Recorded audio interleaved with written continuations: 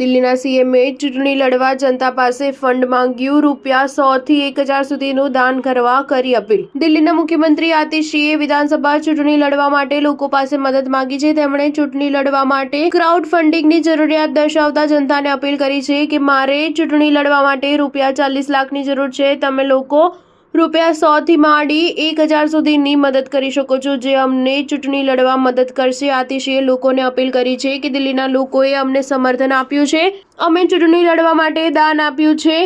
લોકોના નાના નાના સહયોગથી અમે ચૂંટણી લડવા અને જીતવા મદદ મળી રહી છે।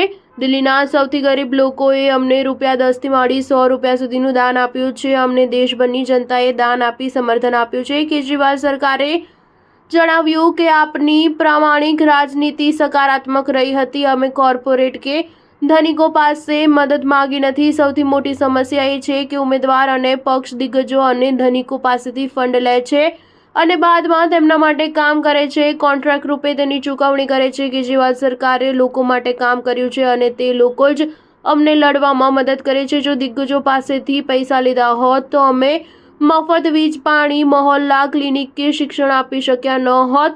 દિલ્હીના મુખ્યમંત્રીએ વધુમાં કહ્યું કે ચૂંટણી લડવા માટે મને ₹40 લાખની જરૂર છે। હું લોકોને અપીલ કરું છું કે તેઓ અમને ₹100 થી લઈ 1000 સુધીનું ફંડ આપી શકે છે, જેનાથી અમે ચૂંટણી લડીશું।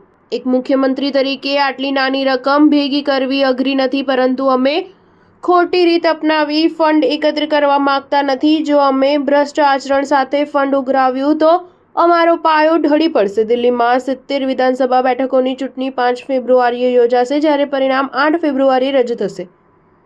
સત્તાધીશ આમ આદમી પાર્ટીએ 2015 થી 2020 સુધી ચૂંટણીમાં અનુક્રમે 67 અને 62 લોકો પર જીત હાંસલ કરી છે। દિલ્હી ચૂંટણીમાં આ વખતે 1.55 કરોડથી વધુ મતદારો છે, જેમાં પુરુષ મતદારોની સંખ્યા 83,49,645 છે અને મહિલા મતદારોની સંખ્યા 71,73,952 છે। સ્ટાર ન્યૂઝ 7 હંમેશા સચ્ચાઈની સાથે।